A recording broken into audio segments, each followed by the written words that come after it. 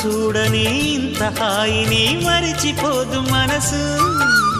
ఒదిగి ఉండి నీ వాకిటిలో బదులు కోరి నే నిలుచున్నా.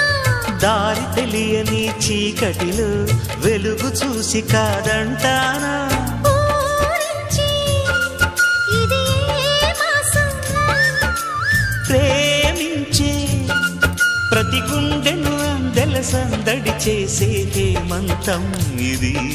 మన సొంతం అయినది.